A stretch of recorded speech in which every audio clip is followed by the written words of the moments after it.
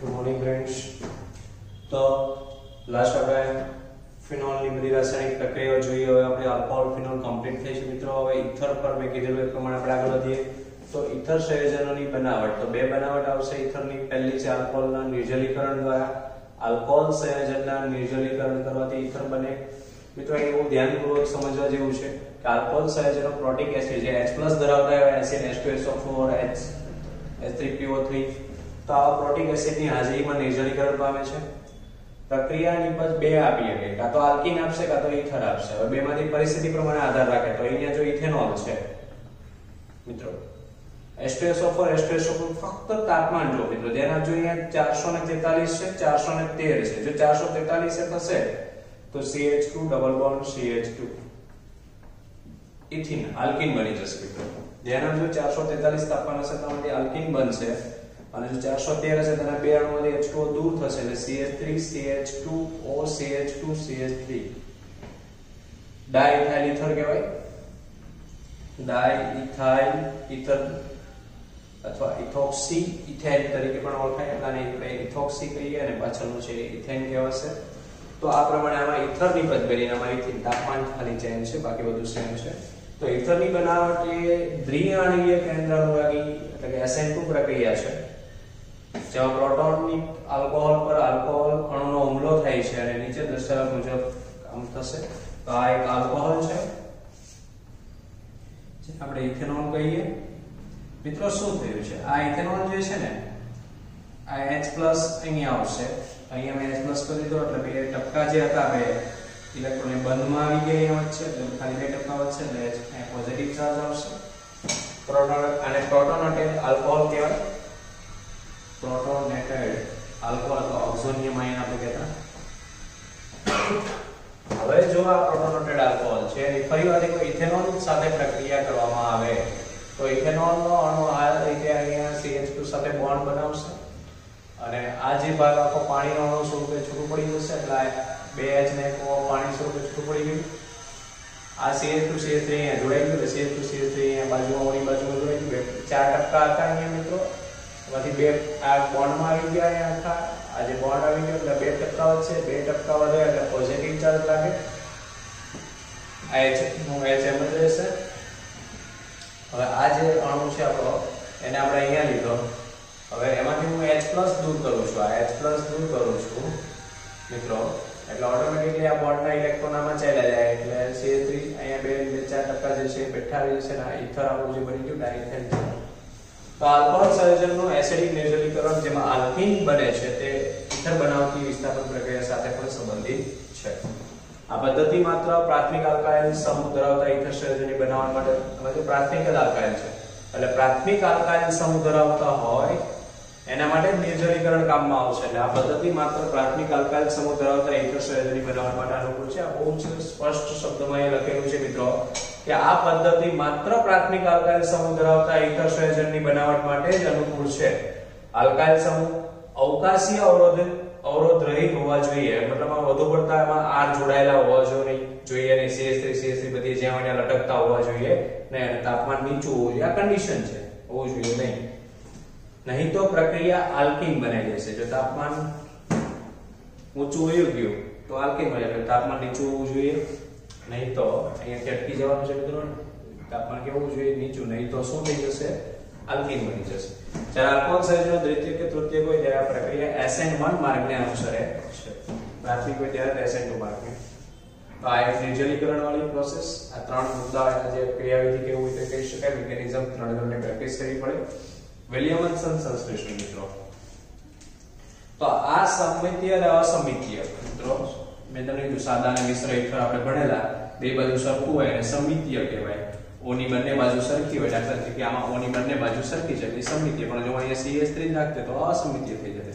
મતલબમાં સમમિતીય અને અસમિતીય ઈથર સંયોજનોની બનાવટ માટે અગત્યની પ્રયોગશાળાની પદ્ધતિ છે આ વિલિયમસન સંશ્લેષણ. જોઈએ હવે શું આવશે. આ પદ્ધતિમાં આલ્કાઇલ હેલાઇડ સંયોજનોની સોડિયમ આલ્કોક્સાઇડ સાથે પ્રક્રિયા કરવામાં આવે છે. આલ્કાઇલ હેલાઇડ એટલે RX, આલ્કાઇલ હેલાઇડ અને સોડિયમ આલ્કોક્સાઇડ સાથે પ્રક્રિયા કરવામાં આવે તો મિત્રો ખૂબ ઈઝી છે, આપણે ખબર પડે છે અહીંયા કેવી રીતે કામ થશે. આ Na અને આ X NaX બનાવી દેશે અહીંયા NaX તરીકે છૂટું પડશે અને આપણી પાસે સીધું જ આ R છે O સાથે જોડાઈ જશે એટલે ROR આ ડેશ અહીંયા આપણે છે ડેશ એટલે ROR ડેશ એટલે કે આ ઇથર બનશે મિત્રો।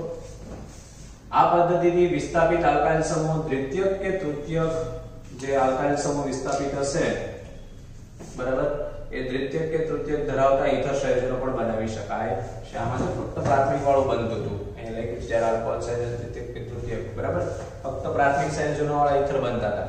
હવે અહીંયા તો કેવા બનશે દ્વિતીયક તૃતીયક ધરાવતા ઇથર સંયોજનો પણ બનાવી શકાય। આ SN2 પ્રક્રિયામાં પ્રાથમિક આલ્કાઇલ હેલાઇડ પર આલ્કોક્સાઇડ આયનો અમ્લ જો બહુ સ્પષ્ટ લખેલું છે પ્રાથમિક આલ્કાઇલ હેલાઇડ લેવાનું આલ્કોક્સાઇડ તરીકે તમે ગમે એ મોટું લ્યો દ્વિતીયક તૃતીયક તો આલ્કોક્સાઇડમાં તમે દ્વિતીયક કે તૃતીયક લ્યો તો ચાલશે મિત્રો પણ તમારે અહીંયા કન્ડિશન પ્રાથમિક આલ્કાઇલ હેલાઇડ એટલે અહીંયા CH3Br આ પ્રાથમિક આલ્કાઇલ હેલાઇડ કહેવાય।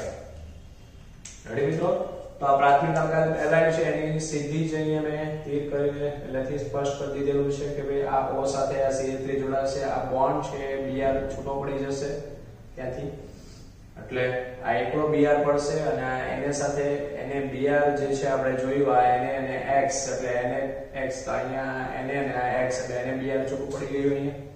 હવે આપણી પાસે શું વધશે મિત્રો આ CH3 આ O પાસે આવશે અને CH3 આ જે છે CH3 આ O ના O પછી આ ત્રણેય ગોઠવાયેલા જેમ છે CC અને એ રીતે સેમ કન્ડિશન રહેશે। આ પ્રમાણે અહીંયા આપણી પાસે તૃતીયક વાળો ઇથર મળ્યો। જો આલ્કાઇલ આપણો ઇથર તૃતીયક ઇથર ગણાશે મિત્રો। જો ધ્યાન દઈએ જો આલ્કાઇલ હેલાઇડ પ્રાથમિક હોય તો ઉત્તમ પરિણામ મળે। આ પ્રાથમિક હતો આલ્કાઇલ હેલાઇડ બરાબર આ પ્રાથમિક છે આલ્કાઇલ હેલાઇડ એટલે પ્રાથમિક આલ્કાઇલ હેલાઇડ હતો એટલે પરિણામ કેવું મળ્યું આપણને ઉત્તમ।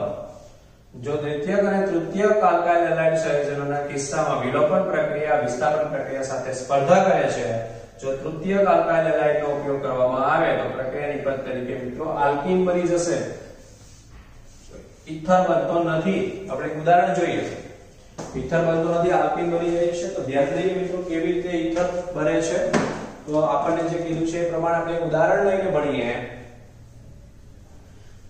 તો ખાસ કરીને અહીંયા આપણી પાસે હું એક તૃતીયક લઈ લઉં છું એટલે ઓટોમેટિકલી આપણને ખબર પડી જશે તો મિત્રો CH3 CH3 CH3 Br મે આ તૃતીયક આલ્કાઇલ હેલાઇડ લીધો કહેવાય બરાબર તૃતીયક આલ્કાઇલ હેલાઇડ ની આપણે CH3ONA સાથે પ્રક્રિયા કરવામાં આવે મિત્રો તો રૂલ્સ પ્રમાણે અહીંયા મિત્રો આલ્કીન બને છે એવું કહેવામાં આવ્યું છે એટલે આલ્કીન કઈ રીતના બનશે મિત્રો ધ્યાન દઈએ આપણી પાસે 2 મિથાઇલ પ્રોપીન બનશે આવી રીતે ધ્યાન દઈએ 2 મિથાઇલ પ્રોપીન આમે લખ્યું છે 2 મિથાઇલ પ્રોપીન તરીકે લેશો અને પ્લસ આ Na અને આ Br ઉપરથી NaBr plus CH3OH alcohol methanol છૂટો પડશે તો આ પ્રમાણે મિત્રો આને સમજીએ આપણે કેવી રીતે આ કામગીરી કરી મિત્રો બહુ સમજવા જેવું છે તો નોર્મલી આપણી પાસે આ CH3 જે છે જ આપણી પાસે આનો એક H નીકળી જશે અને O ને આપણે આપી દઈએ એટલે CH3OH કમ્પ્લીટ થઈ ગયું ગણાય અને આ NaBr આપણું છૂટું પડી જાય એટલે NaBr વધે આમાંથી H નીકળી જશે એટલે અહીં ડબલ બોન્ડ આવશે એટલે આ ડબલ બોન્ડ CH2 થઈ ગયું એટલે બીજું કઈ છે નહીં તો આ પ્રમાણે મિત્રો જ્યારે આપણે તૃતીયક આલ્કાઇલ હેલાઇડ લઈએ છીએ ત્યારે નિપજ આપણી આલ્કીન થઈ જાય છે ઇથર બનતી નથી એટલે ધ્યાન દેવું આ ગયા વર્ષે આમાંથી ક્વેશ્ચન બનેલો હતો બરાબર છે ઇથર માંથી ને ગયા વર્ષે 3 માર્કમાં સવાલ આવેલો એટલે ખાસ ધ્યાન આપજો એક આ આવશે અને પછી રાસાયણિક ગુણધર્મો વાળા HI વાળી પ્રક્રિયા છે એ આવે છે તો આ પ્રમાણેની આ પ્રોસેસ છે એટલે આમાં ખાસ ધ્યાન દેવું કઈ રીતે આપણે કામ કરી શકીએ તો અહીંયા હજી ફિનોલ વાળો મુદ્દો પણ લઈ શકો આપણે બધું એટલે એટલું પહેલા જોઈ લઈએ કેવી રીતે છે તો ખાસ ધ્યાન દઈએ અહીંયા પ્રાથમિક આલ્કાઇલ હેલાઇડ હતો અને તૃતીયક આલ્કોક્સાઇડ હતો ત્યારે આપણે એની પછી ઇથર લઈ અહીંયા ધ્યાન આપજો તૃતીયક આલ્કાઇલ હેલાઇડ છે બહુ સમજવા જેવું છે મિત્રો તૃતીયક આલ્કાઇલ હેલાઇડ છે અને પ્રાથમિક આલ્કોક્સાઇડ છે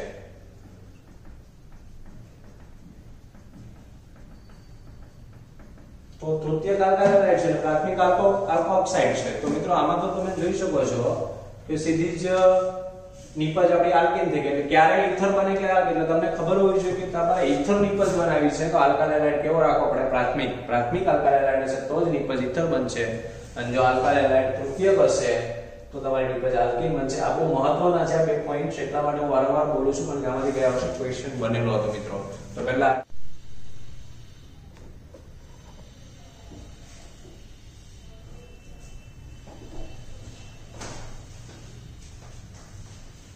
તો મિત્રો આપણે આગળ જોયું કે ભાઈ તૃતીયક આલ્કાઇલ હાઇડ્રાઇડ લઈએ તો નિપજ તમારી આલ્કીન બનશે, જ્યારે પ્રાથમિક આલ્કાઇલ હાઇડ્રાઇડ આપણે લીધેલું ત્યારે નિપજ આપણી ઈથર બનેલું. આમ થવાનું કારણ શું? આમ થવાનું કારણ એ છે કે આલ્કોક્સાઇડ માત્ર કેન્દ્રમાર્ગી પ્રક્રિયક જ નથી પરંતુ પ્રબળ બેઝ છે. આજે આલ્કોક્સાઇડ લઈએ છીએ આપણે એ ફક્ત કેન્દ્રમાર્ગી પ્રક્રિયક નથી પણ પ્રબળ બેઝ છે. તેઓ આલ્કાઇલ હાઇડ્રાઇડ સંયોજનો સાથે વિલોપન પ્રક્રિયા કરે છે. આ પદ્ધતિથી ફિનોલ સંયોજનો પણ ઇથર સંયોજનોમાં રૂપાંતર પામે છે. આમાં ફિનોલ ફેનોક્સાઇડના અર્ધભાગ તરીકે ઉપયોગી છે. તો અહીંયા આપણે ફિનોલ લઈએ ની NaOH સાથે પ્રક્રિયા કરીએ મિત્રો તો OH આવશે ને H2O દૂર થશે એટલે આપણી પાસે અહીંયા બરાબર છે આ રીતે 6 ટકા એટલે માઈનસ ને એને પ્લસ 2 પડશે. Rx તરીકે તમે આ NaX દૂર કરો માઈનસ તો R ત્યાં ચાલ્યો જાય બરાબર છે. ઇન શોર્ટ આમાંથી 2% R ને પોતાના તરફ લઈ આવશે. આપણે આ રીતે ન દર્શાવવું હોય તો આ રીતે પણ દર્શાવી શકાય કે આ 2% છે એ R ને પોતાના તરફ ખેંચી લે એટલે OR થઈ જાય બરાબર, એટલે 4% થઈ જશે. એટલે આ આપણું ઈથર થયું પણ ફિનોલ માંથી બનેલું ઈથર કહેવાય. મિત્રો બહુ સમજવા જેવું છે. જો અહીંયા Rx તરીકે તમે CH3Cl લો છો તો તમારું નિપજ તરીકે ઈથર જે બનશે એ આવું કંઈક બને OCH3, કારણ કે અહીંયા CH3 તમે જો CH3CH2Cl કે Br લો છો તો તમારી જે ઈથર નિપજ મળે છે હું ડાયરેક્ટલી તમને સમજાવું છું મિત્રો. તો અહીંયા મિથાઇલ ગ્રુપ હોય તો એને એનિસોલ કહેવાય. આ બધું આપણે આગળ નામ જોઈ ગયેલા છીએ. અહીંયા ઇથાઇલ ગ્રુપ હોય તો એને ફેનિટોલ કહેવાય. તો આ બધા ઈથરના નામ છે. પછી તમે એવું પણ લખી શકો ભાઈ મિથાઇલ ફિનાઇલ ઈથર, ઇથાઇલ ફિનાઇલ ઈથર બરાબર. પણ આ તમે જ્યારે Rx તરીકે મિથાઇલ લ્યો છો કે ઇથાઇલ લ્યો ત્યારે તમારી નિપજમાં કેવા ચેન્જીસ આવે છે એ અહીંયા જોયો. તો આપણે અહીંયા ઓલરેડી આપણી થિયરી કમ્પ્લીટ થઈ છે વિલિયમસન સબસ્ટિટ્યુશન. આ વધારાનું હતું એક્સ્ટ્રા તમને ખાલી જાણકારી માટે ઉદાહરણ કહેવાય. તો મિત્રો અહીંયા આપણી પાસે ફેનિટોલ એનિસોલ કેવી રીતે બને પહેલા ફિનોલ લેવા તમને કે ફિનોલમાંથી એનિસોલ તો ફિનોલ ની NaOH સાથે પહેલા ફેનોક્સાઇડ આયન બનાવો એની CH3Cl સાથે એનિસોલ.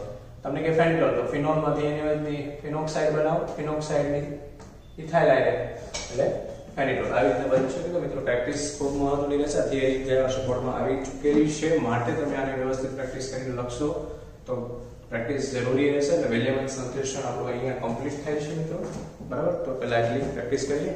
આવતા લેક્ચરમાં આપણે HI સાથેની પ્રક્રિયા કમ્પ્લીટ કરીને ચેપ્ટર પૂર્ણ કરશું. પછી સ્વાધ્યાયમાં જરૂરી જે પરિવર્તનો છે એ બધા જોશું બરાબર.